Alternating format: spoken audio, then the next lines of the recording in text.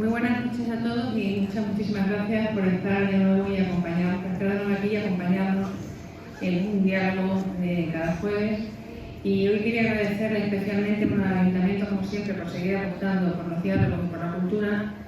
Y quería dar las gracias a Pepe Villora porque, bueno, hay veces que hacer un diálogo con una persona, con Millán, con Raso Montero, con muchos de los autores que nos han acompañado, pues conoces más su obra y conoces su persona, pero muy pocas veces te sorprende tanto porque quizás tienes una faceta que tú más conoces. Pero bueno, yo me he quedado sorprendida leyendo sobre Pepe, sobre sus entrevistas, sobre todo lo que hace. Entonces, yo traigo aquí un dossier que espero no tener que acabar. Y bueno, me ha sorprendido mucho y es muy grato cuando crees saber casi todo de una persona porque le has visto en el teatro, le has visto y le has admirado en la pequeña pantalla o en el cine y de pronto descubres una cosa más y luego otra cosa más y luego otra cosa más. Así que bueno, una caja de sorpresas y muchas gracias Pepe por aceptar la invitación. Me he advertido de que suelo hablar mucho, pero bueno, vamos a intentar que nos cuente muchas cosas que yo no las va a contar. Lo voy a presentar primero, que ya sabéis que siempre digo que cuando se dice de alguien que no le hace falta presentación, y es verdad que Pepe Villora no hace falta presentación en absoluto, todos lo conocéis, pero yo creo que también enumerar sus méritos no está de más. Además, bueno, tiene una especial vinculación con Nava Moral, con el grupo de teatro Saco, tiene una casa en un sitio precioso cerca de aquí y bueno, tiene mucha vinculación con Extremadura, no solo con el Festival de Mérida. Me acaba de contar que va a ir a casa en el Festival de Teatro, así que bueno, es casi tan extremeño como nosotros. Aunque nació en Logroño, estudió filosofía, eso no lo sabía, y arte dramático, además de ser humorista, es actor, payaso y poeta. Por sus comienzos, que todos recordaremos aquellas parodias mudas con los objetos, dio un salto a la televisión para participar en programas como 1, 2, 3, Responde otra vez, pero esto que es, forman parte de la memoria de nuestra infancia. Forma parte también de la memoria de series como Aida, Hospital Central, Los Mojirrobles, El Comisario, Matadero, Águila Roja y Paro. En el cine ha trabajado como directores como Julio Mel en Tierra, en Milagro de Petín, La gran aventura de Mortadelo y Filemón, también en Marcelino, el mejor payaso del mundo, y en García y García con José Mota. Ha participado en el Festival de Teatro Clásico de Mérida, con Andrócles y El León, y yo lo recuerdo como una maravilla, con Rómulo el Grande, con Miles Gloriosos de Plauto. Y como poeta se alzó como ganador de la segunda edición del Premio Internacional de Poesía Margarita Hierros con su primera recopilación de poemas, Y amarte sin saber. Es autor de otros poemarios, como La letra de su nombre, Silenciario, y de La luz de la memoria, de que menos hablará. Ha recibido muchísimos premios, el premio Mejor Actor Secundario de la Unión de Actores y Actrices por su interpretación de Catalinón en El Borrador de Sevilla de Tirso de Molina, con la Compañía Nacional de Teatro Clásico. Ha tenido un premio Ondas por Aida, un premio más por el Rinoceronte de UNESCO. Y además, y esto también es importante porque esto es como una capa y otra capa y otra capa, ha sido presidente y vicepresidente, ahora lo otra vez me acaba de decir, de la ONG Payasos Sin Fronteras, socio honorífico de la ONG Amigos de la Tierra, y bueno, y sigue un currículum extensísimo. Y yo, la primera pregunta que te quería hacer, Pepe, es, dices en una entrevista que a través de la lectura y la escritura, a través de la literatura, del arte, la vida se duplica. Y dices que la experiencia estética nos permite vivir 2 veces. Entonces, si la vida se duplica, ¿cuántas vidas has vivido tú, que eres lector, escritor, actor, colaborador de radio, payaso, estudiante de filosofía? ¿Cuántas vidas? Bueno, yo diría que tantas como libros o experiencias de ese tipo haya podido tener, ¿no? Porque es cierto que son vidas muy efímeras, como el insecto ese que vive apenas un día y precisamente se llama así, ¿no? Efímera. Pues la cuestión es que tengo la sensación de que me caben más cosas fuera de lo que es la cabeza, porque tengo muy mala memoria, pero creo que todas esas experiencias se van acumulando en algún lugar de mí y hacen que efectivamente, yo creo, a través de la lectura uno pueda paladear mejor la vida y vivir momentos y experiencias en soledad o compartiendo la lectura con alguien que difícilmente se puede comparar con lo que llamamos estrictamente realidad, ¿no? La literatura puede llegar a jugarte, creo que malas pasadas, en el sentido de que puedes disfrutar más de la descripción de un atardecer en un momento determinado, bien descrita y bien narrada y bien contada y bien pintada a través de la palabra justa y exacta, que de un propio atardecer. A veces es muy hermoso, pero te abruma y no sabes cómo expresar, cómo definir, cómo describir aquello que estás viendo. En cambio, cuando alguien lo hace también, como algún poeta, te puede llegar a gustar más un poema sobre un atardecer, un amanecer, que sobre, o sea, insisto, que el hecho mismo.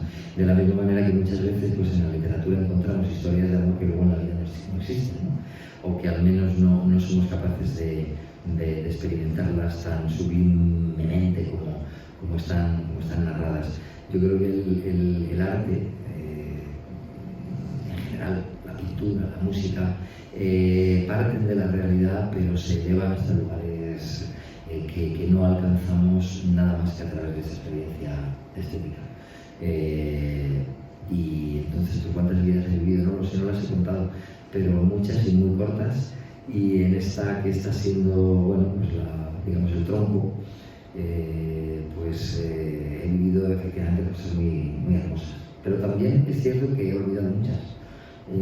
Quizás porque no hay capacidad suficiente o realmente pues aquello que has vivido muchas veces te desprendes de ello porque no merecía la pena seguir con ello, porque causaba más peso y más mochila que ligereza. Y yo creo que lo bueno es andar ligero por la vida, como decía el propio Machado. Entonces, pues no te sabría responder, les he hablado muchísimo para no decir nada. Esto podría haber dicho, pues he vivido exactamente 7.845.000 vidas, pero no me acuerdo de 3. Y eso podría ser un cuento ya. Bueno, pues si te parece, vamos vida por vida. Venga. ¿Por qué estudiaste filosofía? Pues estudié filosofía por dos razones. Una porque me gustaba muchísimo y otra porque no alcancé la nota para estudiar medicina. Porque a mí lo que realmente me apetecía cuando estaba estudiando bachillerato era ser médico. Admiraba mucho esa profesión y la sigo admirando, evidentemente, pero mi coeficiente intelectual no lo dio. Entonces, bueno, pues llegué sin nota a estudiar a la universidad y se me ofrecía una alternativa para llegar a la medicina, que era empezar a estudiar biológicas y llegar a la medicina un par de años después, pero pensé que no, que era mejor que no, porque si había empezado así a estudiar medicina, ¿qué tipo de médico iba a llegar a ser? Que seguramente voy a ser un matasanos más que un cura enfermo. Y entonces pensé, tengo que dedicarme a otra cosa. Y la asignatura que más me había gustado, porque para estudiar medicina pues eran necesarias las matemáticas, era necesaria la biología, era necesaria la química, y yo dentro de todas esas asignaturas científicas no era brillante. La filosofía tampoco. Pero me gustaba mucho, me lo pasaba muy bien y tuve unos profesores de filosofía magníficos, profesores y profesoras. Y yo creo que eso es lo que me llevó a decidirme por la filosofía. Quizá los buenos momentos y ratos que había pasado en el aula con aquellas figuras que tanto me habían aportado a mi vida, ¿no?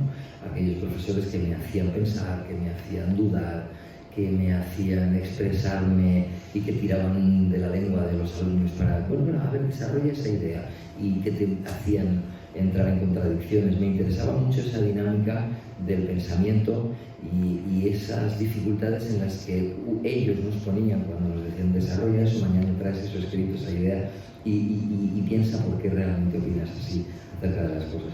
Entonces es un hábito en el que vas entrando, un hábito creo que bastante saludable, que es el de poner en duda tus propias convicciones, hacerte a ti mismo perder el equilibrio, y creo que es muy buena la duda, creo que es una gran compañera en la vida, porque las certezas muchas veces te llevan al dogmatismo, y el dogmatismo pues te lleva muchas veces a ser muy intransigente. Entonces, bueno, pues la filosofía era como una gimnasia de libertad, de libre pensamiento, y pensé que podría ser bonito estudiar eso, aún sabiendo que no me iba a dedicar profesionalmente a ello. Es decir, que era muy difícil que yo acabara siendo profesor, no tenía una vocación pedagógica, era muy difícil que yo me dedicara a la investigación filosófica, tampoco tenía nivel intelectual como para llegar a escribir grandes libros, como puede haber sido ese gran filósofo del que me hablábamos hace un momento, Fernando Savater, ¿no? Sabía que no encañaría eso, pero no quería perderme la posibilidad de pasar a mi vida estudiando. Por eso. Yo entonces ahora entiendo un poco más por qué hiciste teatro, porque dices también que interpretar personajes que pueden estar en tus antípodas te lleva a relativizar tus posturas, a ponerlas en cuestión y dudar de forma constante. O sea, la duda de la filosofía te llevó. Sí, yo creo que están muy ligadas. La filosofía y el teatro, de hecho, pues tienen hermanadas dadas de la mano desde tiempo inmemorial, ¿no? Los griegos crearon la filosofía, ese hábito de pensar y de dudar, y también el teatro occidental pues, está basado en el teatro griego, greco-latino, en aquellos tirambos. Entonces venían de la mano. No era difícil el tránsito, porque además cuando hacías teatro, efectivamente, los personajes te tenían tesituras complicadas que tú no compartías, pero que tenías que defender en la escena. Es decir, bueno, yo recuerdo especialmente además nos metíamos en jardines curiosos, porque hacíamos obras, no creéis que hacíamos comedias, nos metíamos en temas filosóficos, hacíamos a Sartre, hacíamos a Camus, bueno, éramos unos chicos muy raros. Y entonces, pues claro, en los debates en la mesa, cuando leíamos los personajes, yo recuerdo un personaje que yo interpretaba que era un terrorista, que era un tío muy despiadado, y entonces claro, cuando uno interpreta a un personaje tiene que defender a ese personaje, porque si hace las cosas que hace es porque cree en ellas. Entonces importa poco lo que tú como persona opines sobre ser un terrorista, lo que significa matar. Él lo defendía porque era un terrorista de la Revolución Rusa, y entonces pues había un debate abierto en la obra en la que él en un momento determinado se enfadaba con otro terrorista que cuando iba a tirar la bomba se dio cuenta de que dentro de la carroza de los zares había un niño, y entonces dijo: no puedo matar a un niño. Y este personaje que yo hacía, que era un salvaje, pues le decía que tenía que haber cumplido con su deber, que era el de acabar con esa dinastía, y acabar con esa dinastía implicaba acabar incluso con los brotes más tiernos, ¿no? Que hay que matar a un niño, se mata a un niño, porque mañana ese niño va a ser un zar. Entonces, claro, ahí se abrían debates terribles, y yo decía: a ver, ¿cómo defiendo esto? Porque en absoluto creía que aquello estuviera bien, pero yo tenía que llenar de pasión aquello y defenderlo. O sea, que te obliga a ponerte en sitios que no son los tuyos, y por lo tanto creo que a ejercitar la flexibilidad. Por supuesto, nunca aquel personaje llegó a convencerme de sus tesis, pero cuando salía al escenario yo era Estefan y era un auténtico, perdón, hijo de puta, y intentaba que la gente creyera que lo fuera, porque bueno, pues si eres el malo, eres el malo, no vas a salvarte tú como persona por intentar dulcificar el personaje, ¿no? Entonces sí, es un ejercicio constante de darle vueltas a las razones que mueven a los personajes para hacer determinadas cosas, y es interesante porque te hace plantearte, ¿no? Yo mismo pensaba y discutía con mis compañeros, claro, es que ahora es muy fácil de decir esto, pero imagínate que hubieras vivido en aquella época y hubieras vivido la esclavitud a la que tenían sometido a los siervos en Rusia, y claro, esta gente tenía que estar, había argumentos para todo, y eso bien venía de hacer teatro, y se ha ido repitiendo a lo largo de mi vida, pues, en cada uno de los personajes, digamos, complejos y difíciles, porque hay otros que son no tienen sustancia y los haces para comer y no te dan ni siquiera para pensar, pero ha habido muchos personajes preciosos con los que no estaba de acuerdo para nada. El que estoy representando ahora me parece un tipo de despreciable, pero yo tengo que defenderlo cada día.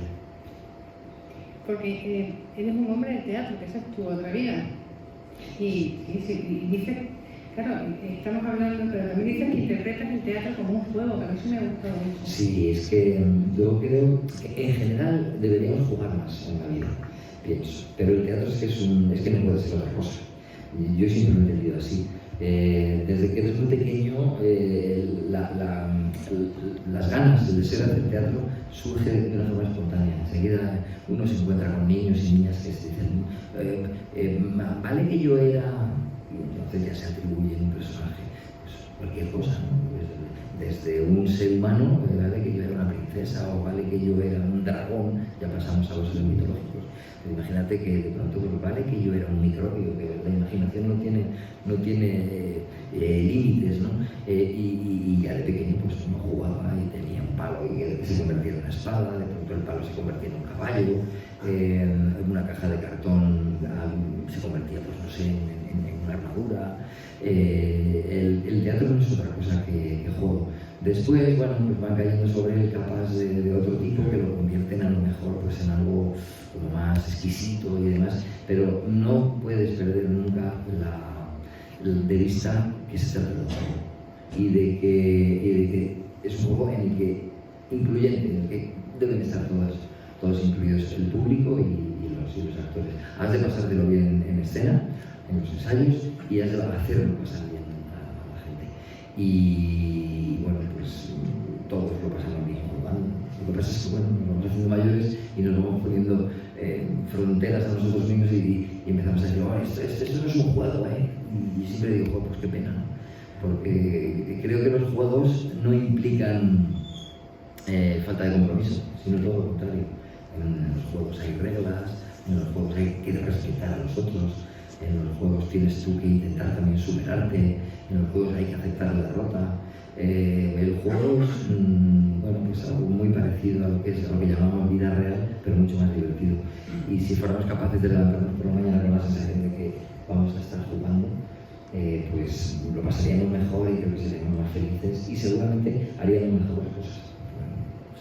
Bueno, es muy agradable y contento, ¿no? Bueno, completamente de acuerdo. Leer también es un juego. Bueno, creo que ahora mismo esto que estamos haciendo aquí también es un juego. O por lo menos intento verlo así, ¿no? Como algo... Intento pensar, por ejemplo, en este momento tengo que decir cosas brillantes, sino ser sincero. Y eso me parece que es una forma de descargarme de responsabilidad. Porque si tuviera que decir cosas brillantes, como sé que es imposible, pues entonces tendría que tirar pues no sé, de postureo. Entonces, bueno, pues prefiero pensar, no voy a decir la verdad, o lo más parecido a la verdad. Bueno, el juego consiste en este caso en desnudarme figuradamente ante vosotras y vosotros y que me veáis, bueno, pues como no me habéis visto otras veces, ¿no? También, bueno, la modestia también es una de tus virtudes, por lo que veo, porque dices también que has publicado libros, pero que no te consideras escritor, dices que no eres capaz de decir nada serio, que no eres capaz de decir nada profundo, y sin embargo escribes y has ganado premios. Pero los premios a veces te los dan por... O sea, es que voy a entrar aquí a matar a los premios. Los premios me parecen, en arte, en lo que tiene que ver con el arte, unos malos compañeros de viaje. Porque en el arte la competitividad y la competición no deberían tener sitio.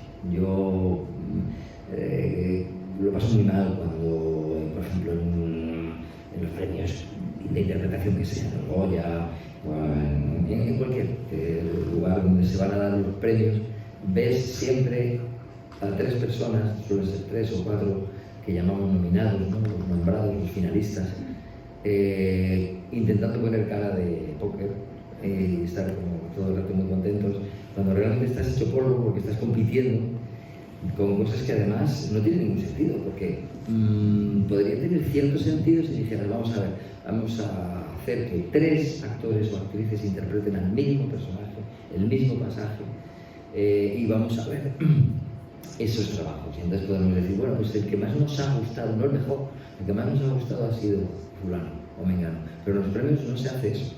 Y o sea, ¿el ganador de qué? Si a lo mejor uno ha estado interpretando a Filemón y el otro ha estado interpretando a Hamlet, Y claro, metes en un saco cosas que no tienen nada que ver y le das un premio y encima los haces competir. Y te vas a casa cuando no te lo dan con cara de derrotado y piensas que eres un fracasado. Y el que se va a casa creyendo que ha ganado algo, pues realmente lo único que se lleva es un trozo de bronce o de piedra y a lo mejor el recuerdo de alguien. Hay mucha gente que tiene muchos premios y no tiene trabajo. Y entrando o siguiendo con la argumentación esta en contra de los premios, yo creo que desvirtúa bastante nuestra profesión. Creo que no hay que competir, creo que hay que colaborar. Sobre todo cuando haces teatro o cine, que son actividades artísticas colectivas, no son individuales. Entonces necesitas a los demás para trabajar.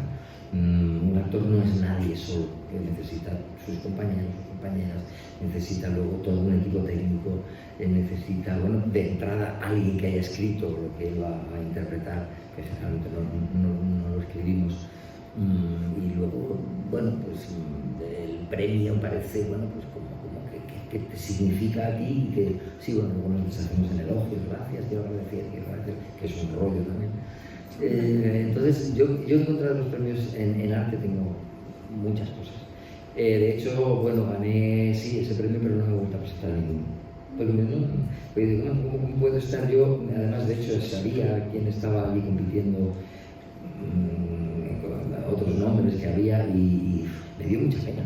Digo, ¿cómo me pueden decir a mí mejor poeta que a este o a esta, o que tiene un libro tan bonito? Y parece como que te ponen. Yo la competitividad la entiendo en el deporte, por ejemplo, ¿no? Pero en el arte me parece que no se debería plantear así. Bueno, pues te agrada, te halaga, pero recuerdo también unos premios Max en los que estaba nominado junto a un actor que admiraba muchísimo, que tenía José Otegi, Juan José Otegi, y el personaje que yo estaba haciendo, no voy a decir cuál es, no me gustaba nada y me parecía que estaba haciendo un trabajo horrible y que a mí no me gustaba, pero bueno, me nombraron ahí, me miraron. Y Juan José Otegi estaba haciendo un personaje magnífico.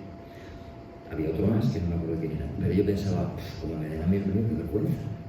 Porque con qué cara voy a ir luego a Juan José Otegi y le voy a decir, te lo merecías más, no se lo va a creer y va a decir, pues, en fin, te ponen en unas tesituras como de, por favor, Juan José Otegi, con la carrera tan larga que lleva, con lo bien que lo hace, con lo maestro que es, con lo que le quiero, tengo que estar aquí sentado. Y yo, o sea, de verdad que deseaba que no me lo dieran. Afortunadamente no me lo dieron. Pero otras veces me han dado premios y he visto que compañeros me miraban mal. porque ellos estaban nominados, entonces en ese caso me había tocado a mí y era como que se acercan incluso y te dicen, pues no te voy a decir que me alegro. Te pone en una situación muy complicada y no me gustan los premios, pero bueno, de verdad voy a recogerlos porque también me parecería una grosería decir no lo quiero. Me parece un poco, o sea, que vas un poco como un carnero al matadero, te lo dan y entonces pones cara de esto y, bueno, ya visteis el otro día de Luis mismo, esas son unas cosas. Estaba muy nervioso. Luego le dieron el premio y se relajó, sí. Bueno, después de Will Smith es difícil hablar de poesía, pero bueno. Me ha gustado mucho lo que dices de la poesía, porque dices que es un ejercicio de sinceridad y que es una forma de entender a los demás. Que lo normal es que todo el mundo diga que escribe para entenderse a sí mismo. Me gusta, Kira, de que tú dices que a través de la poesía entiendes a los demás. Bueno, siempre a lo mejor es por la deformación esta que hemos comentado de la interpretación del actor, ¿no? El actor tiene que comprender a los personajes y yo creo que el poeta también quizá deba ponerse en el lugar de aquellos a quienes se dirige para hablar su mismo idioma y para entender, pues, en un momento determinado por qué se sufre, por qué se odia, por qué se ama. En el fondo creo que somos todos muy parecidos, si no idénticos, ¿no? Pasamos por las mismas cosas y además solemos pasar con las mismas, los mismos unas heridas, salimos de... yo, por ejemplo, escribo mucho cuando estoy mal, cuando hay algo que no me ha gustado en mi vida, porque me lo ha hecho pasar mal. Escribir sobre momentos agradables quizá me cueste más, ¿no? Porque ya los he vivido, incluso pues, se me olvidan, pero aquellos que son difíciles, necesito como ponerlos en un papel, mirarlos desde fuera, o a lo mejor utilizar la palabra como una especie de esponja que absorba el dolor y dejarlo ahí en el papel. Por eso hay muchísimos de mis poemas que tienen unos tonos grises, que tienen aristas, que no son redonditos, sino que van buscando el cómo deshacerse del dolor o comprender, sí, en un momento determinado, qué es lo que le pasa a alguien cuando sufre.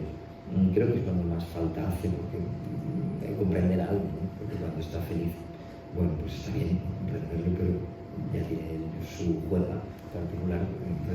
Pero cuando alguien está necesitado de ayuda, de ser escuchado, pues está muy bien meterse dentro de esa piel, ¿no?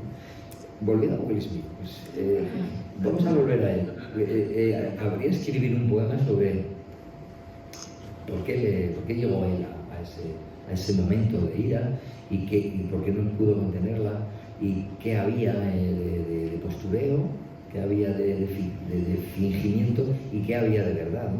Tuvo mucho tiempo, unos cuantos segundos, hasta que llegó a ese hombre y le sacó la torta para pensar qué era lo que hacía.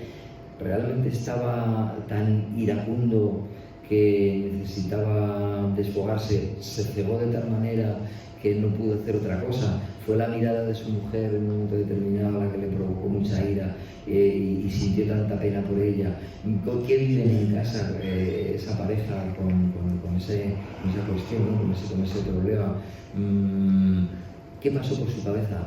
Me gusta ponerme en su lugar y pensar, bueno, ¿por qué llegó a hacer eso? ¿Fue realmente un acto machista, de prepotencia, de macho alfa que de pronto tiene que salir allí, pese a que sabe que le está viendo todo el mundo? No calculó para nada las consecuencias son nefastas para su imagen, ¿no? O sea, ya le va a perseguir toda la vida eso.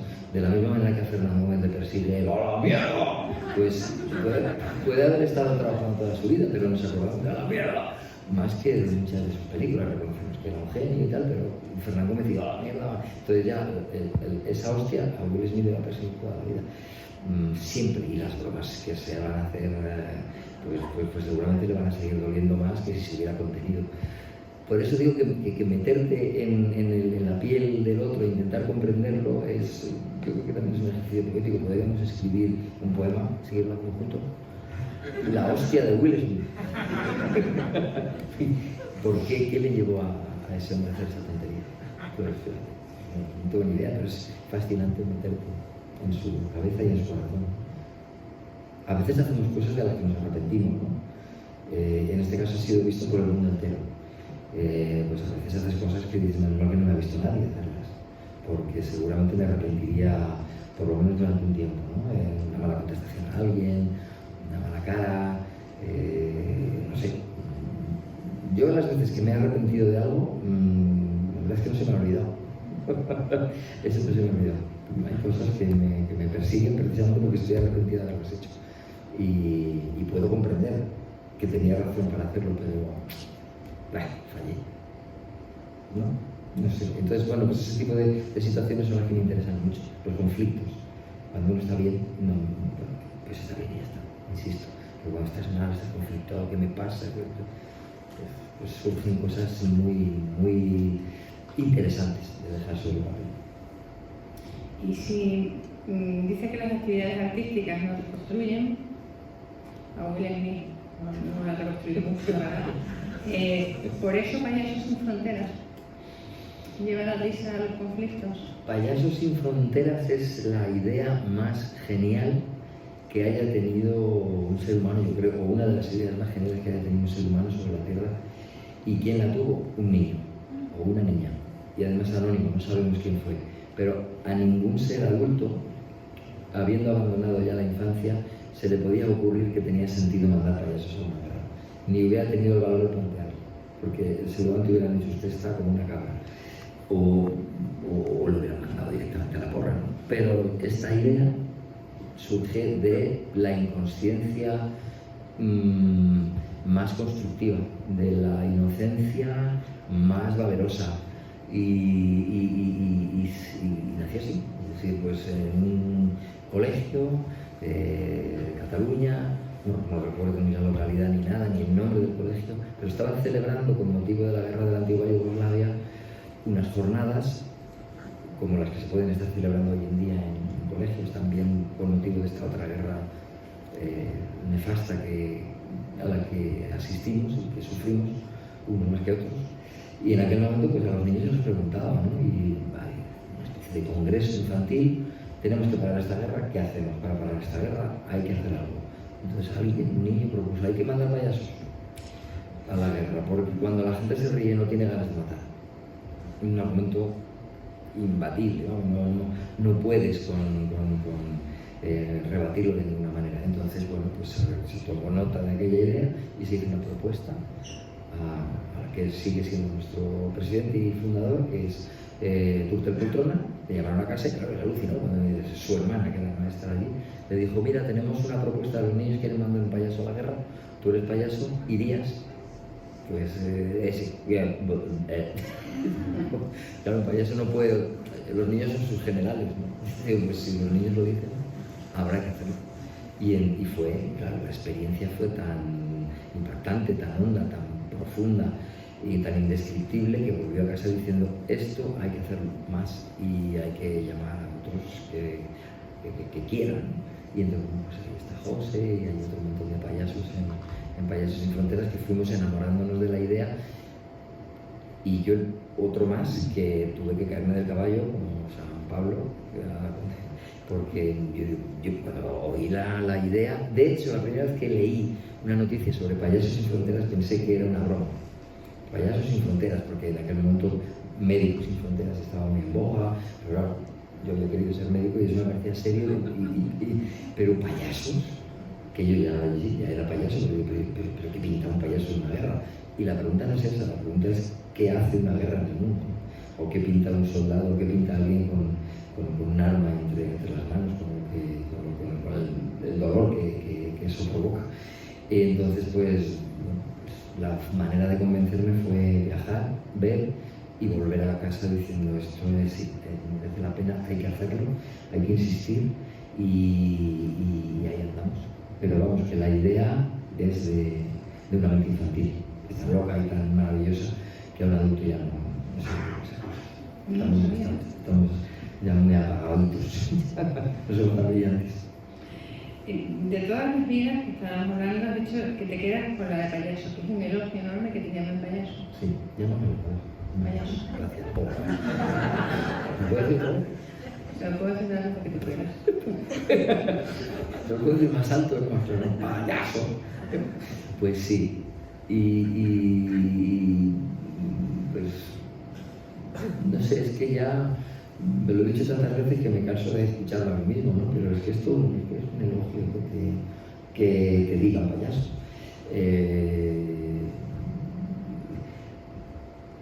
Porque es que es lo mejor que se puede hacer en la vida. O sea, alguien que se dedica a hacer reír, que convierte su trabajo en ese quehacer, ¿no? Pues es un tipo, una tipa muy afortunada, porque la sensación que uno tiene cuando está trabajando y la gente que viene a verte se carcajea, se troncha, es que es como una ola, si tuvieras un mar de una energía muy poderosa que cada vez que se desata, ¿no? Te inunda y luego yo me cuesta irme a dormir porque feliz, estoy encantado, es como que sales doblado, doblado quiere decir como si fueran dos, ¿no? Como si estuvieras vivo dos veces, porque dices, ¡oh, qué maravilloso! Y crea adicción, quieres volver, quieres repetir, y nadar muchas veces en ese mar de risas, porque además es que te da la vida, vamos, la vida y la doble vida. Es maravilloso. Es un ejercicio, un juego, un oficio, como le queramos llamar, que recomiendo mucho.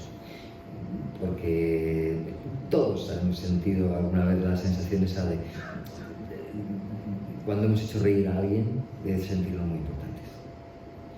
Cuando haces reír a alguien, además, la gente te mira con ojos brillantes y como que te quiere más, ¿no? Y incluso, pues, yo diría que se llega mucho. Cuando alguien se ríe contigo, entonces que te mira como con arrobo, ¿no? Cuando entras en un ascensor y todos son caras serias, todo el mundo mira hacia otros lados, pero cuando tú entras y saludas, o alguien te saluda con una sonrisa, aquello se llena de otro, y te vuelves a mirar a ver si encuentras la sonrisa, ¿no?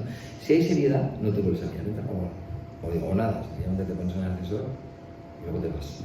Pero cuando entras y sonríes, el tiempo que dura el viaje, corto, 2, 3, 4 pisos, suele haber más mirada, ¿no? A ver si te encuentras con otra sonrisa otra vez, porque da mucho gusto que te sonrían y sonreír.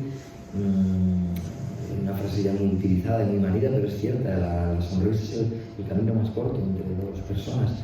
Puedes no conocerte, pero si empiezas una relación, una conversación con una sonrisa, es mucho más fácil convencer, es mucho más fácil ceder, también tú por tu parte es mucho más fácil negociar. Yo creo que falta risa, sonrisa, humor en las empresas, en la política, falta muchísimo, ¿no? Hay mucha bronca y poca gracia.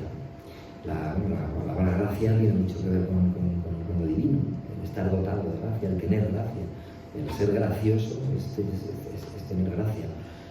Y normal, pues nos referimos a la gracia divina como algo que te otorga no se sabe qué. Bueno, pues cuando alguien tiene gracia la admiramos. Es como no va a ser bonito ser payaso.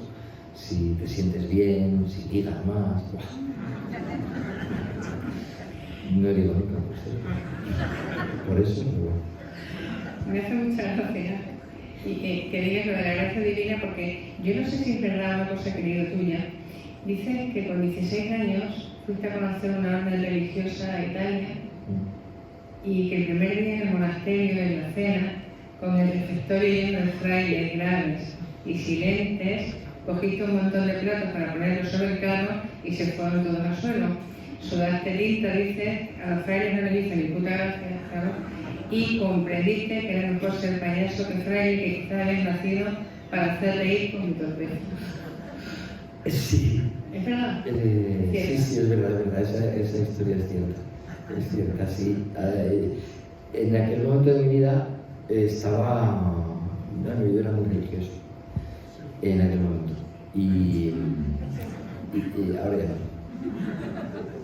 Pero en aquel momento sí, me ilusionaba mucho la idea de vivir en comunidad, con frailes y estas cosas del recogimiento, la vida religiosa.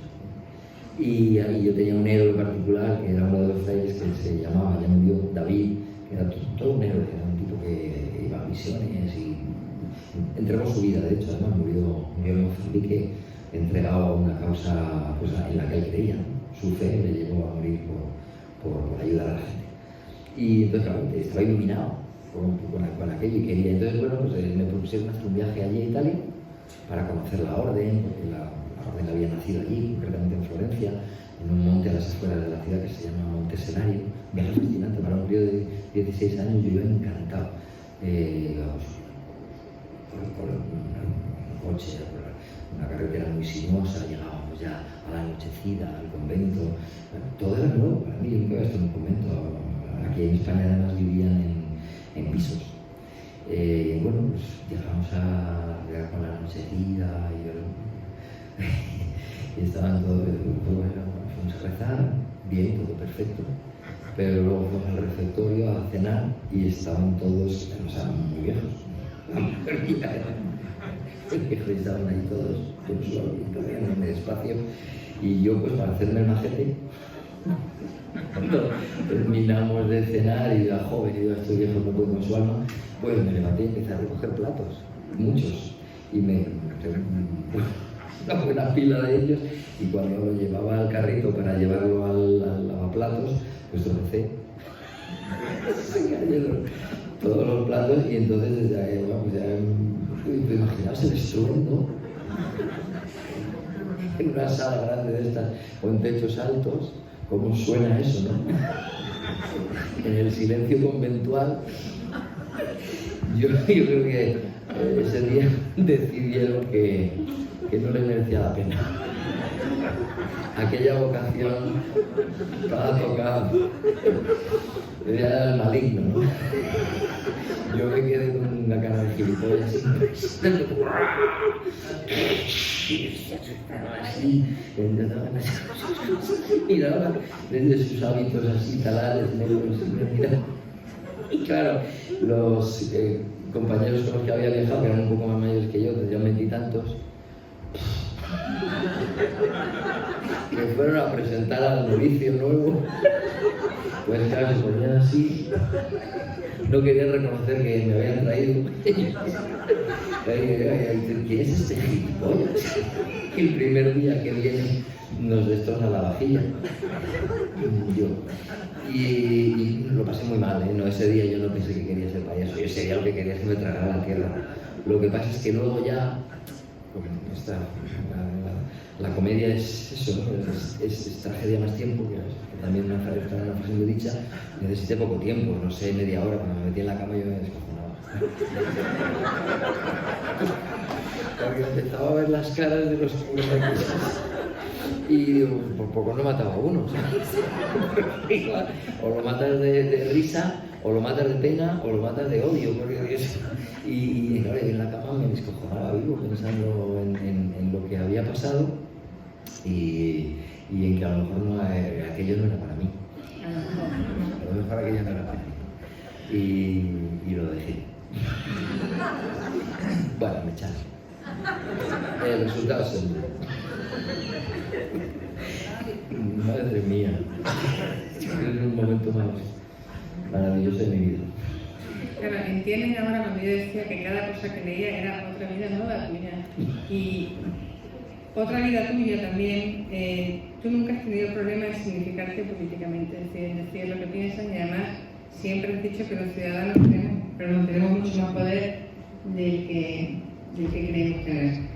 Y dices también que el hecho de que una persona conocida, porque escribe columnas de prensa, el hecho de que una persona conocida se desmarque de su imagen pública y se ponga a escribir columnas de opinión, a mucha gente le provoca mucha incomodidad.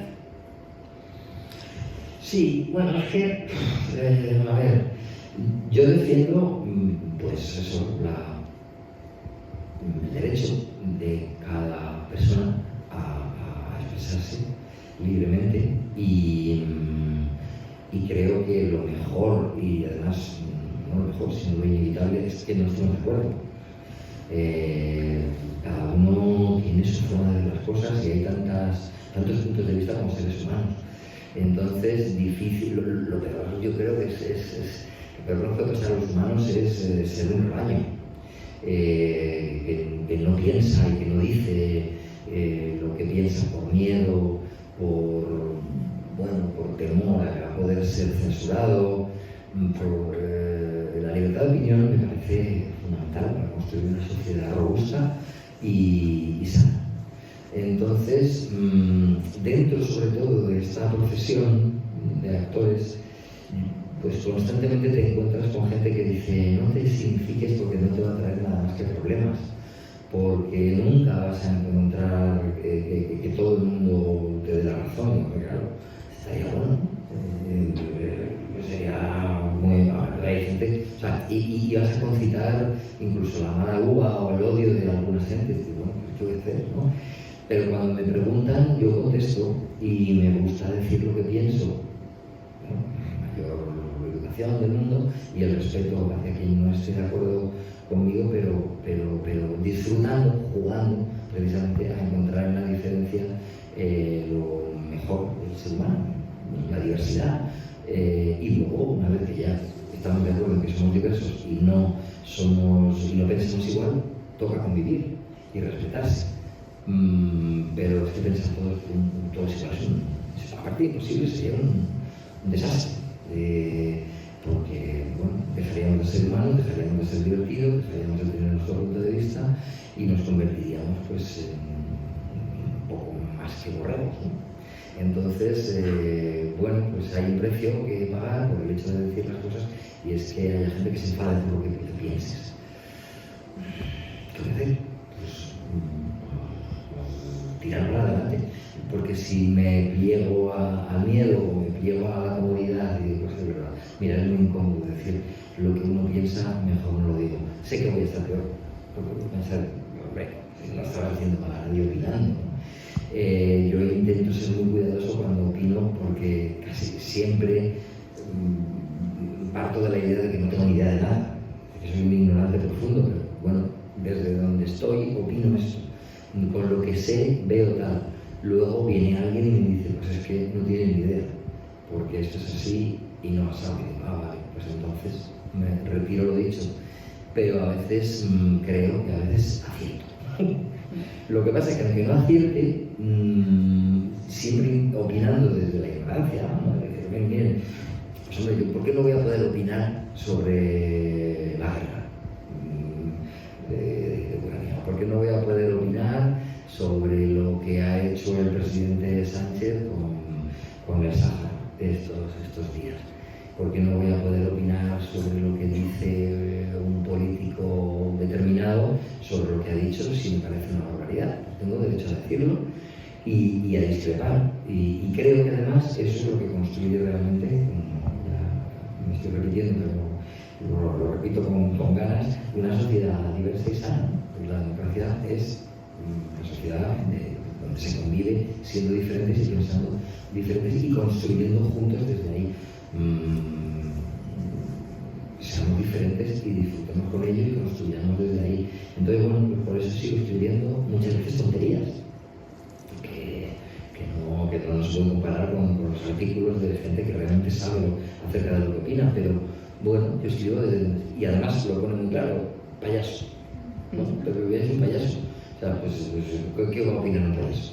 Pues payasadas, seguramente, pero tengo mi forma de ver las cosas y me ofrece la posibilidad de decirlo, pues en vez de decir no por miedo, digo sí, hasta que me aburra, ¿no? O hasta que comprenda que realmente no sirve para nada. Pero creo que es bueno destaponar y decir, oye, no tengáis miedo a opinar, ¿no? A veces también te dicen, no, es que si opinas de esa manera, cuando lleguen la derecha o la ultraderecha a gobernar, no te van a contratar, ¿no? Pues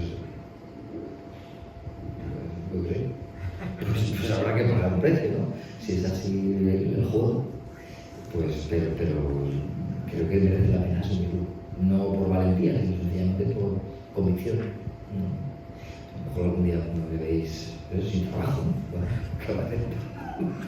A lo mejor mejor, ya va llegando la hora de jubilarme.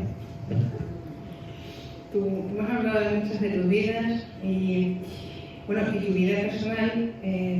Yo sabía que tu mujer era actriz, no sabía que tus dos hijos son actores también. Sí. Y no sabía que tu hijo decía una cosa, tu hija decía que, recuerda que estaba sentada en su cama llorando y vino mi madre y me dijo que si quería dedicarme a esto del teatro ya podía ir dejando de llorar porque iba a tener que ir acostumbrándome al no durante toda la vida. Se levantó de la cama y se fue con sus padres a comer a un chino que es cerca de nuestra casa. Ese consejo de que vas a tener que ir acostumbrándote al no, ¿te lo dijeron a ti cuando empezaste? ¿O lo tuviste que aprender? No. No, pero bueno, me dijeron que no muchas veces, en todo. Pero yo creo que pasa en todo, no solamente con esta profesión de actor. Yo creo que este consejo es aplicable a cualquier actividad en la vida, es decir, no te hagas antes a las primeras de cambio, ¿no? Si es que no vas a parar de tropezar, pues Cuando te pones a caminar, aprender a caminar te caes muchas veces. Cuando vas a aprender a hablar, dices mal muchas palabras y poco a poco, bueno, pues vas. Si por miedo a que no te salgan bien las cosas o como tú esperas que salgan, no las intentas, pues yo creo que te vas a arrepentir más que intentándolo y que no te salga. Entonces yo creo que lo que le quería decir Elena a nuestra hija Camila era, no has hecho más que empezar, más que acostumbrarte quizá a lo que, no sé, lo que le querría decir es, te va a pasar muchas veces, a lo mejor no debes acostumbrarte al fracaso, pero sí aprender a convivir con él, porque además, bueno, pues va a ser un compañero de camino muy largo, ¿no? No sé, creo que el mejor consejo que decirle, porque supongo que eso sería porque no la había cogido para algo o alguna prueba que había hecho, y ser más sano decirle a alguien, vuelve a intentarlo la siguiente vez, te volverán a decir que no, pero sigue intentándolo, que decir, eso es que no te han cogido, no tienen ni idea, no sabes lo que se pierde, si tú eres buenísima, no sé, esas cosas está bien para dar ánimos, pero es que, bueno, pues te van a dar calabazas un montón de veces, un montón. A mí todavía hay gente que me pregunta, pero tú todavía haces pruebas. Pues claro, y lo veo normal además. Quiero decir, tú como cuando vas a la frutería, ¿cómo está la manzana? Comes una, ¿no? Y el frutero te la cobra, claro. No te vas a hacer una prueba y quieren verte. Aunque ya, digo, hombre, pero si a ti ya te ven, ya, pero te quieren ver en eso, te quieren ver con alguien. Y luego pues te dicen, no, pues, sigue escogiendo igual, pero ya estás como más curado de espanto, porque lo he pasado muchas veces. Y ya sabes que un no es un no definitivo, que es un no circunstancial, ha pasado ahí. Yo creo que era lo que le quería decir, pero el no está presente en la vida normal, claro.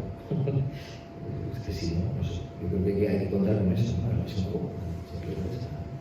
Y se intenta, se vuelve a intentar, que te vuelves a levantar, que te caes. Si cada vez que te caes te vas a llorar, pues te vas a sumir en una depresión profunda. Y o sea, si ya te han dicho que no, lo mejor es reírte de eso. Si rompes los platos de los curas, cuando te veas a la cama, ríete todo. Si te dan un guantazo. Si te dan un guantazo, pues mira, sí, le va a sacar mucho partido a esa opción. Yo creo que ya está en su monólogo sacándolo y con la multiplica el éxito. O sea que, bueno, ese fracaso es relativo. Probablemente sea un éxito mayor. Yo he hablado de casi todas las vidas que conozco. No sé si alguien del público quiere hacerte, imagino que sí, alguna pregunta sobre alguna vida que tienes por ahí más oculta, sobre algo que quieras saber o cualquier pregunta que apetezca hacerle. Gracias, aunque luego yo voy a despedirme con... Me gustaría ir por una cosa que he escrito que me gustó muchísimo. Vale. Pero antes, si alguien tiene alguna pregunta del público... Si está la Guardia Civil, que no diga nada. Y si hay alguien que hable ahora, va a caer para siempre.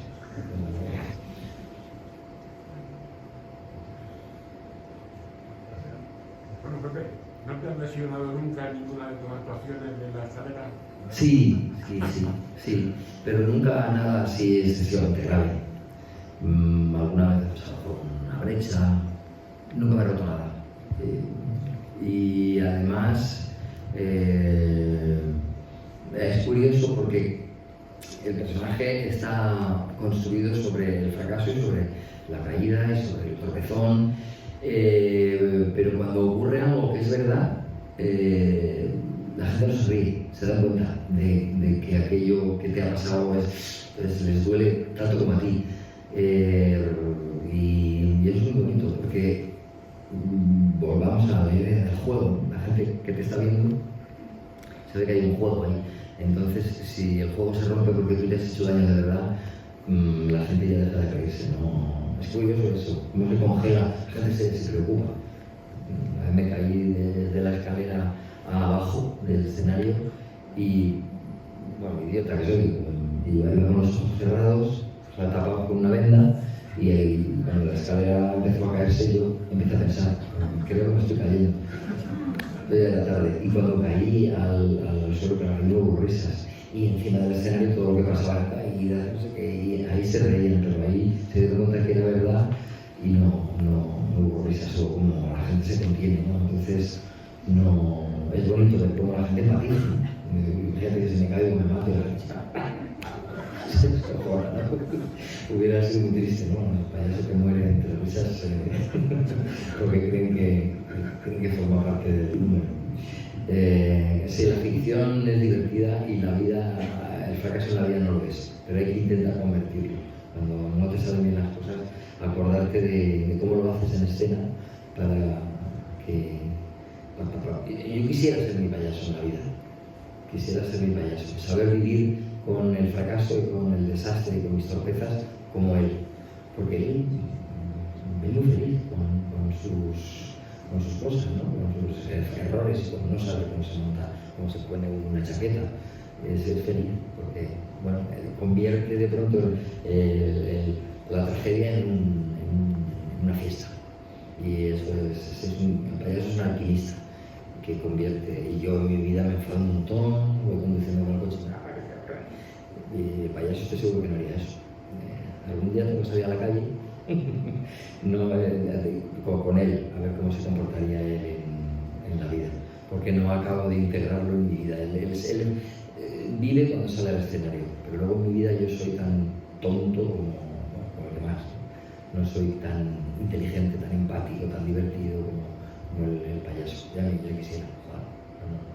Es un personaje de ficción. ¿Nos puedes hablar algo del payaso Marcelino ese que... Ah, sí. Marcelino, la historia de este hombre, de este payaso, es como es paradigmática, parece un guión. De hecho, yo creo que si Marcelino hubiera sido norteamericano tendría un peliculón, pero aquí no hay industria suficiente para contar la historia de Marcelino, porque Marcelino nació en Jaca a finales del siglo XIX y era un niño muy pobre que vivía pues eso, con sus padres, tenía varios hermanos. Yo creo que precisamente porque no tenían dinero para mantenerlo, el primer circo que pasó por ahí se lo dieron. ¿Apetece usted llevarse al niño? Algo así debió pasar, y el niño pues encantado, claro, porque iba con animales,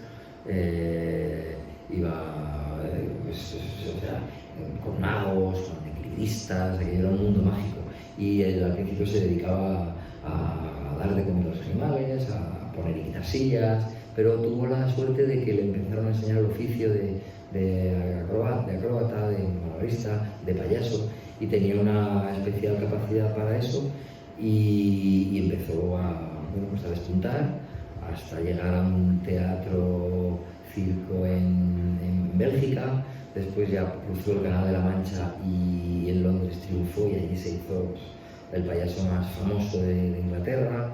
Allí trabajaba cada día para miles de personas en un teatro que era el Hipódromo de Londres, que todavía existe y que ahora es un casino. Y en Nueva York construyeron un teatro más grande que aquel, ¿no? Era la época en la que, bueno, y ahora si seguimos igual compitiendo por todo, ¿no? A ver quién la tiene más grande, bueno, pues a ver quién tiene el teatro más grande. Pues aquellos que construyeron el teatro en Nueva York tenían el mejor payaso del mundo. Entonces dijeron, pues en Londres se llama Marcelín, porque él creo que ocultó o mantuvo en silencio durante muchos años su procedencia española, y mucha gente creía que era francesa, y se lo llevaron a Nueva York. Allí estuvo durante muchos años siendo la primera estrella de aquel circo estable y ganando muchísimo dinero.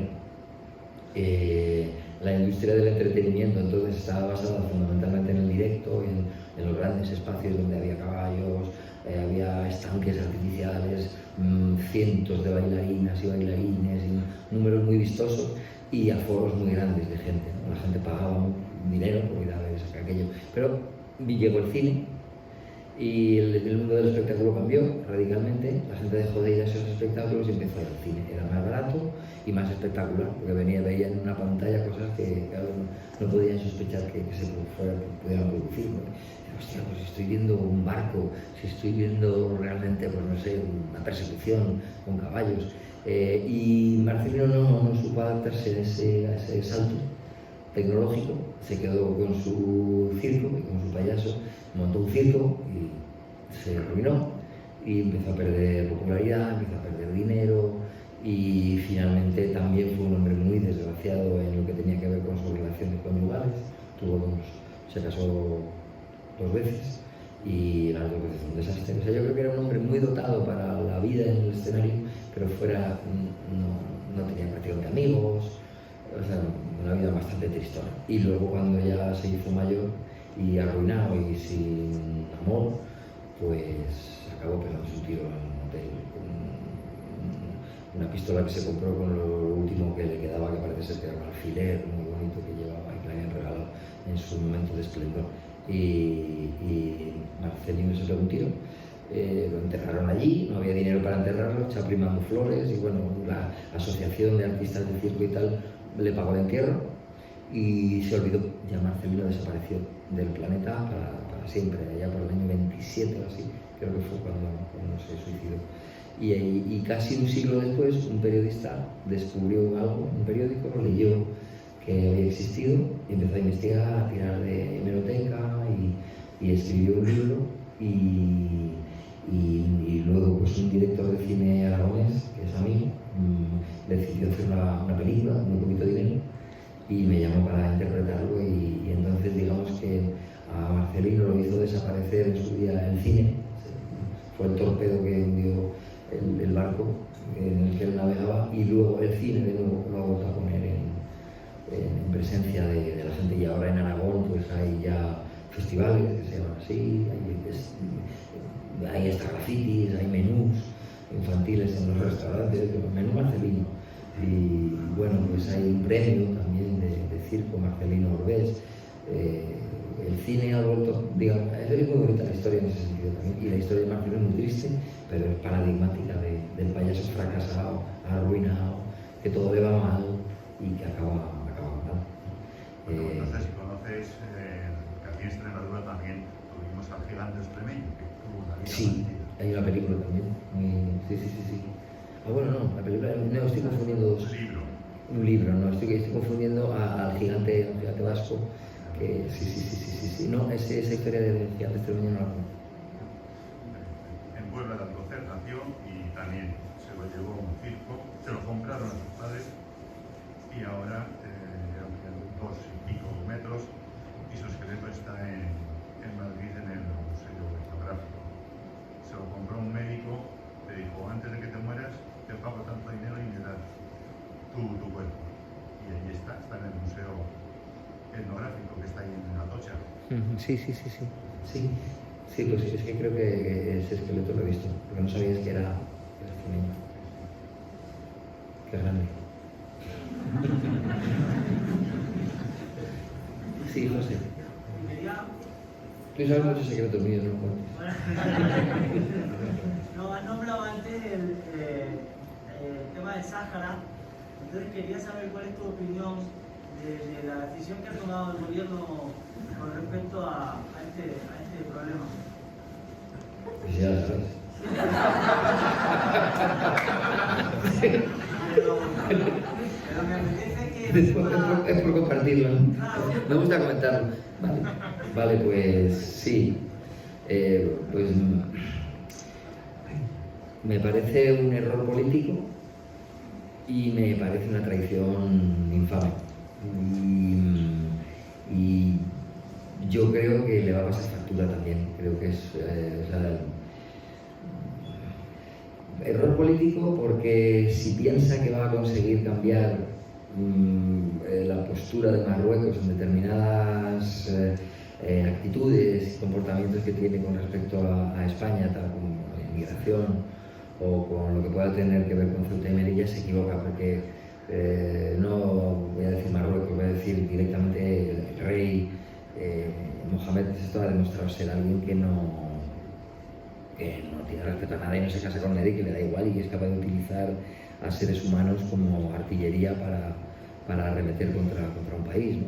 Entonces, pues si cree que va a conseguir que con eso cambie de actitud, está muy equivocado. No solamente no lo va a conseguir, sino que creo que es una manera de doblegarse de un modo muy cobarde y muy peligroso, porque comparándolo, es feo con esta comparación, pero de la misma manera que el maltratador siempre quiere más, pues el gobierno de Marruecos y Mohamed VI ha demostrado reiteradamente ser un maltratador con respecto a España.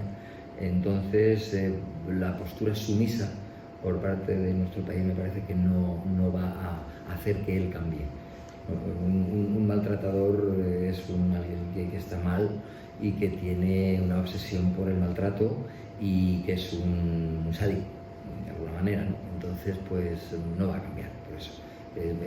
Creo que sería muchísimo más, por lo menos más honroso, pero seguramente más eficaz plantar cara y no doblegarse ante los chantajes de un Estado.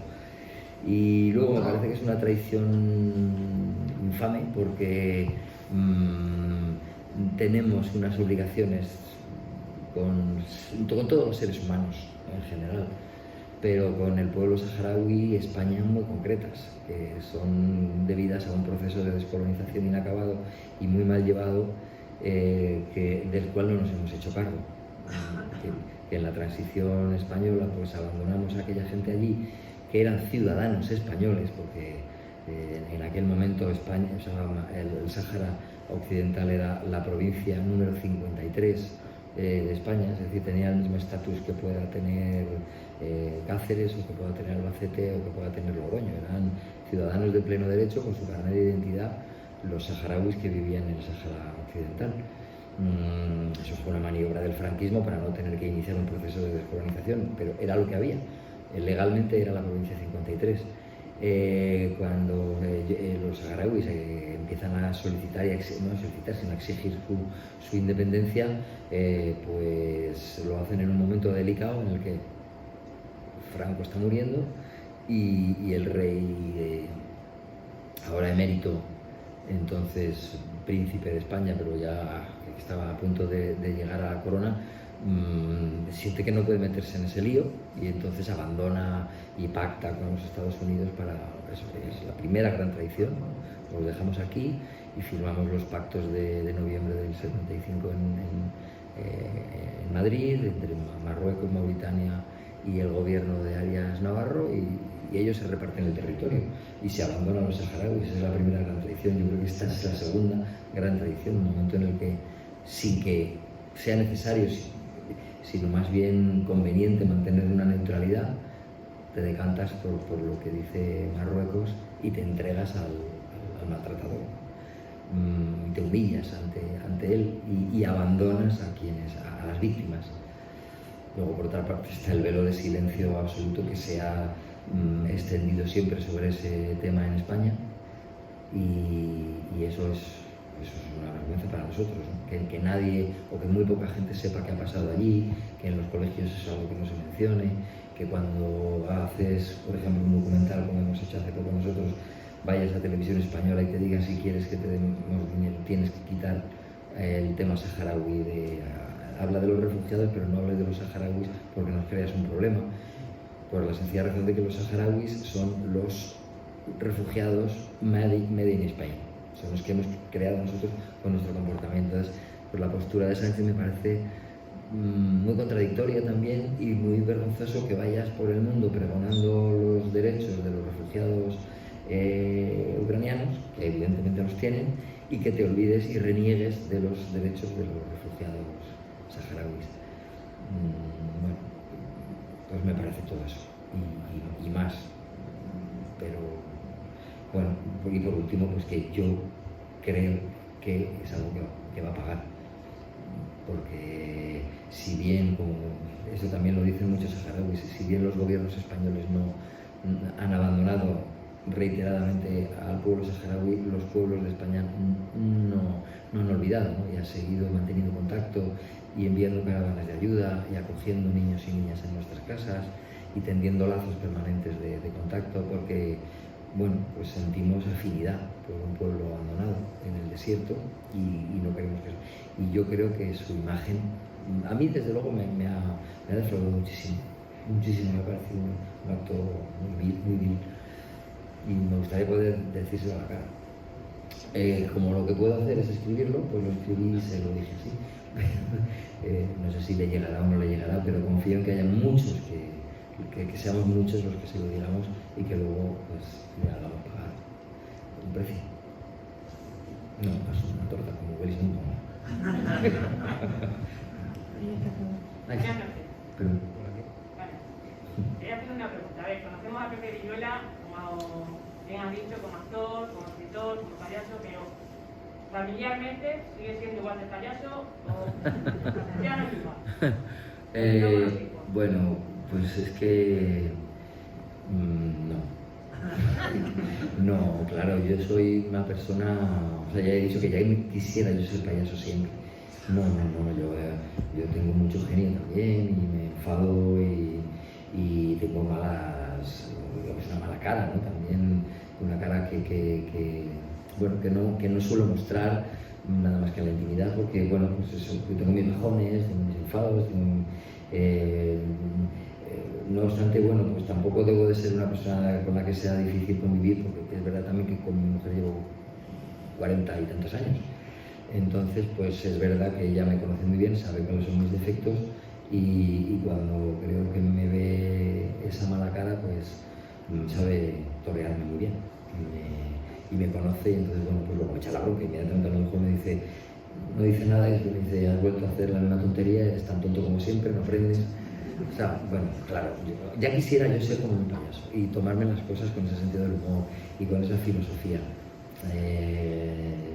No soy un hombre muy imperfecto. Aparte físicamente, eso es evidente, pues luego mi forma de comportarme, pues creo que también dejo mucho que desear, pero ¿te imaginas que dijera lo contrario? Dijera, no, yo soy un tío cojonudo, soy perfecto, no me equivoco nunca y todo lo que digo va a misa.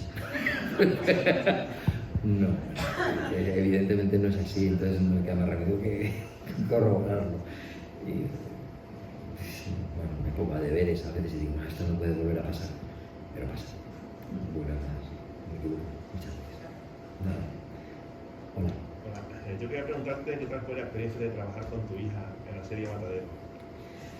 Pues muy bonita, porque con Camila además me llevo muy bien. Yo creo que Camila debe ser la persona que más se ríe conmigo en la vida. Y entonces pues poder trabajar con ella era muy chulo.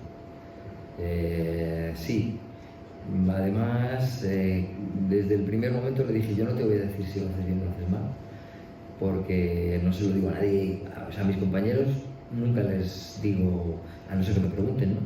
Pero a ti, aunque me preguntes, ¿no? Soy tu padre y aquí vamos a intentar olvidar eso, es imposible, pero no me pides consejo aquí, ¿no? Vamos a intentar pasarlo bien y defiéndete, porque además creo que mi mirada no iba a ser limpia, o sea, es mejor que hay un director que le dice lo que tiene que hacer y yo mantenerme un poco en la sombra y disfrutar de estar con ella, pero entrar ya a decirle, hija, no sé, me pareció un poco conspirar contra quien realmente tiene que decir las cosas y ponerla seguramente ya en un brete, porque si yo le digo lo contrario a lo que le dice el director, pues seguramente va a decir, no, voy a hacer lo que dice mi padre, que es mi padre, ¿no? Entonces, para que no hubiera conflicto, yo le dije que no le iba a decir nada hasta que no termináramos y luego ya pudiéramos hablar, pero mientras estábamos trabajando me parece que iba a ser desestabilizarla y fue muy divertido, lo pasamos muy bien, nos reímos un montón. Y claro, de pronto estar trabajando con tu hija es muy emocionante, porque la has visto desde que nació y tenerla como compañera es muy chulo, la verdad que me gustaría repetir, pero bueno, ya veremos. Nada, tú. Con respecto a lo del Sáhara, ¿qué nos está faltando como sociedad? Porque yo estoy implicada. Creo que es verdad que todo el pueblo español está apoyando al Sáhara mientras ciertos sectores pasan de nosotros, pero creo que algo estamos haciendo mal porque no les llega. Y al final ellos nos necesitan para estar donde están, pero ¿dónde se nos corta ¿O dónde qué crees que estamos haciendo mal? Porque yo creo que nos estamos equivocando en algo. Bueno, yo creo que tenemos una perspectiva distinta a la que tienen los gobernantes. Ellos vendrían a decirnos que hacen las cosas por nuestro bien, porque, bueno, en este caso, pues nuestro bien es llevarnos bien con Marruecos, porque es el vecino que tenemos más cercano y porque nos conviene, porque si no lo podemos pasar mal con las presiones a las que nos pueden someter. Luego, por otra parte, porque Marruecos es aliado y está apoyado por Estados Unidos y por Francia, o sea que los amigos de Marruecos son mucho más poderosos y mucho más influyentes que lo que son los amigos de los saharauis. Entonces, utilizando y volviendo al principio de este encuentro, si yo me pusiera a defender, o sea, si tuviera que interpretar el personaje de Sánchez, pues seguramente me tendría que poner en su lugar o en el de Felipe González, que él claramente, Felipe González en su día dijo que nunca abandonaría al pueblo saharaui y después lo hizo. ¿Qué le llevó a eso? Pues sus razones las tienen, está claro, y serán seguramente esas razones de Estado o de lo que llamamos realpolitik que los ciudadanos pues no tenemos por qué compartir y no tenemos ni siquiera por qué entender y tenemos que, bueno, pues mostrarles que nosotros pues no tenemos esas cortapisas y que tienen enfrente a una ciudadanía que no apoya esas medidas. Entonces, pues eso es lo que podemos hacer, contravenirles, pues mostrarles nuestra disconformidad, seguir apoyando al pueblo saharaui, lo que podemos hacer desde nuestro sitio.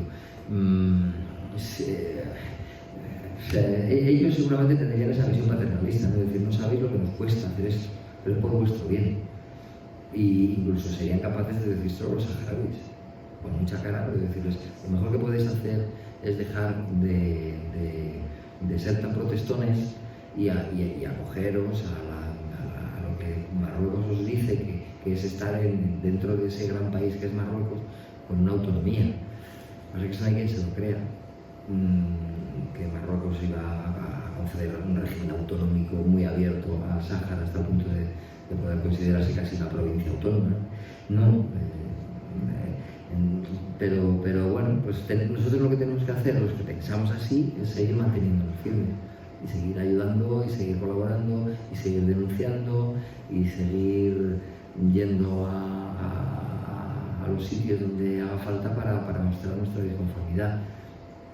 Yo particularmente ahora, pues lo que estoy intentando es formar una especie de movimiento, de plataforma de gente dedicada a la cultura y al teatro que conozca bien la realidad saharaui para que lo plasme en sus discursos cuando hable, en sus obras cuando escriba, en sus opiniones cuando se la pregunte, porque hay mucha gente que no lo sabe, que es que no tiene ni idea, porque el velo de silencio que se ha extendido durante todos estos años funciona muy bien, porque hay mucha gente que no sabe nada. Yo reconozco que me enteré de esto muy tarde, o sea, claro que había oído hablar de la Marcha Verde y había oído hablar de los saharauis, pero fue a través precisamente del cine, de un festival de cine del FI Sahara, cuando viajé allí, cuando empecé a abrir los ojos, a decir, ostras, ¿esto qué está pasando? ¿Qué es? Y empecé a enterarme, a hablar, a leer y a tomar conciencia, pero hasta entonces conmigo también había funcionado el silencio. Es muy eficaz no hablar y entonces ya no hay memoria, pues hay que construir memoria, eso es lo que podemos hacer. Contar, hablar, escribir. Hace unos meses también estaba hablando con un universitario muy listo, que tenía unas notas estupendas, y hablando de este tema me decía, pero ¿cómo puede ser que yo no sepa nada de esto? Un chico muy brillante y muy curioso, ya, pues me voy a enterar. Pues este tipo de cosas. Hablar mucho, intentar divulgarlo y en los ámbitos en los que uno se mueve, pues dar la cara por ellos, por los saharauis. Es lo que podemos hacer. Y participar en el movimiento que se pueda. Yo coincido contigo, creo que ha sido un movimiento muy torpe políticamente y posiblemente le pase a todos. O sea, yo creo que está siendo la movida en todo tiempo. Pero sí que es verdad que también, y a raíz de esta noticia, y esa cooperación frente a la competición, ¿no? Lo ideal sería que los países cooperaran en vez de competir por un territorio, que al final no deja de hacer una competición por un territorio, por sus intereses. Y sí que por las vueltas que le doy, y estando inicialmente muy posicionado, y seguramente coincidamos mucho en la posición, sí que por más vueltas que le doy estos días, también es cierto que no deja de ser, llevamos 50 años, o sea, evidentemente no se hizo bien en su momento, y lo que sí que yo creo que estamos con tres posiciones: una de perpetuar la situación actual de unos refugiados que ya no son ni siquiera refugiados, es ayuda humanitaria. Realmente el refugiado se supone que es algo transitorio, no que se convierte en permanente, como ha sido el caso de los campos de refugiados de Saharaui, que no son campos de refugiados per se, porque es que llevan 50 años, en realidad una asentamiento así. Y esa posición de perpetuar y seguir pasando año tras año tras año con esta situación, desbloquear en una dirección o en la otra, y hostia, como tú dices, no me gustaría estar en la posición de quien tiene que tomar esa decisión o del que tiene que posicionarse. Y yo, o sea, que esto es casi una reflexión que yo me hago, ¿no? Porque cuando la posición esta de nos hemos traicionado, pero me cuesta ponerme en esa otra posición, y coincidiendo con que yo creo que el rey de Marruecos sea alguien en quien puedas confiar, sobre el papel, el pensar en una autonomía con un regreso a su territorio, aunque sea dentro, pero claro, en la geopolítica actual, yo lo planteaba el otro día, es como, ¿por qué no nos planteamos que Gibraltar vuelva a ser español cuando ya han pasado no sé cuánto, cuando sabemos perfectamente que hoy en día no es lo mismo, o sea, hablando a la distancia, pero que yo no quiero hacer algo del diablo, pero sí que es verdad que me cuesta mucho, o sea, aun posicionándome y entendiendo que es una traición al pueblo saharaui, y yo se está tomando té con saharauis en Cuba, ¿no? O sea, y ahí me voy a que la posición desde una geopolítica de 20 o 30 años más después, con el bloque socialista, con el bloque comunista, con el bloque capitalista, y en el contexto actual yo creo que de alguna manera hay que desbloquearlo. Que no sé si esta es la manera, pero me cuesta mucho cuando hago un análisis interior de decir cuál sería la posición. Me cuesta mucho, o sea, entonces, no era ni una pregunta, era una reflexión, pero sí que cuando se dice, se les ha traicionado, pero ¿cuál sería la solución? Si es que la solución es que les devuelvan su territorio y vuelvan a ser un país. La solución es la que se ha planteado dentro de la legalidad internacional, que es un referéndum, que se pactó además después de acabar la guerra, o sea, firman la paz Marruecos y el Frente Polisario en el 91, con el compromiso de celebrar un referéndum. Ese compromiso lo han querido respetar hasta ahora España, lo ha querido respetar el Frente Polisario, y el único que no ha querido nunca celebrarlo ha sido Marruecos. Entonces, si hay volvemos a la palabra juego, a las reglas del juego dicen que hemos firmado la paz con la ONU mirando hacia otro lado, siempre.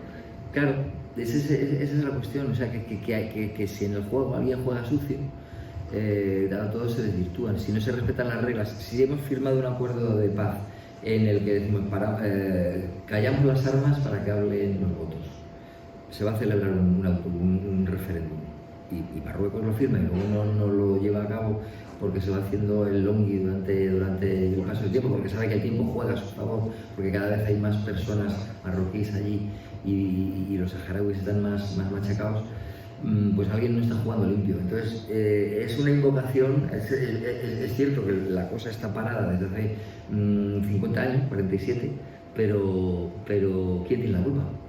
¿Y quién no está respetando la legalidad internacional? ¿Y quién está pescando en un caladero que no es suyo? ¿Y quién está explotando un territorio, las riquezas que hay y aprovechándose de ellas?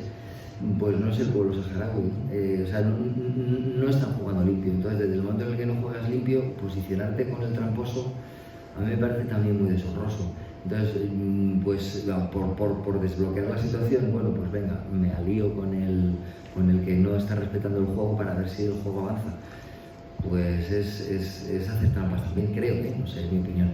Ya digo que no tengo idea de nada en mi vida, pero mi opinión es esa. Mi opinión es que aquí en este juego alguien está haciendo trampas hace mucho y se le está consintiendo porque tiene amigos detrás que son muy poderosos. No le hubieran consentido todas esas trampas si no tuviera detrás a los aliados que tienen. Y bueno, claro, es que la geopolítica es muy complicada y a mí se me escapan muchísimas cosas. Pero claro, yo, aunque solo sea por, yo que sé, por una cuestión de formación, pues me alío con las víctimas.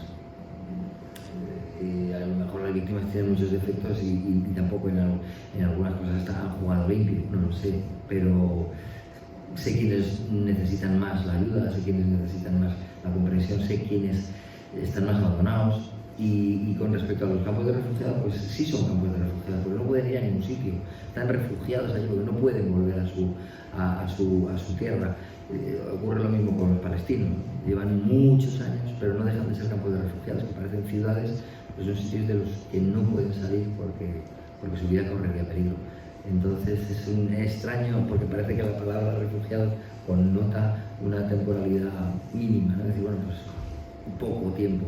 Cuando ya llevas más de medio siglo y hay gente que nace ya siendo refugiado, pues dices, esto no parece un refugiado, pero sí, lo son en la medida en que no tienen patria, no tienen lugar a donde volver, no tienen, bueno, ni siquiera recursos para sobrevivir. Como tú has dicho muy bien, viven gracias a la ayuda internacional. Entonces, bueno, pues a lo mejor no tienen toda la razón, pero son los que están perdiendo y yo creo que sí que tienen que estar más autorizados para exigir justicia que quien se está saltando las reglas. Bueno, ¿qué me opinión? Bueno, es la opinión que no veníamos a escuchar. Bueno, muchísimas gracias a todos por escuchar y por nuestras preguntas, pero sobre todo muchísimas gracias a Pepe. Yo pensé que sabía casi todo de sus vidas, ahora me voy con muchas más dudas que certezas. Me alegro infinitamente de que rompieses los platos y no te metieses en fraile. Me alegro infinitamente de que no seas profesor de filosofía, aunque yo creo que tus alumnos te lo agradecerían, te lo hubiesen agradecido. Y me alegro muchísimo de que seas como eres. Bueno, así que muchas gracias. muchísimas gracias.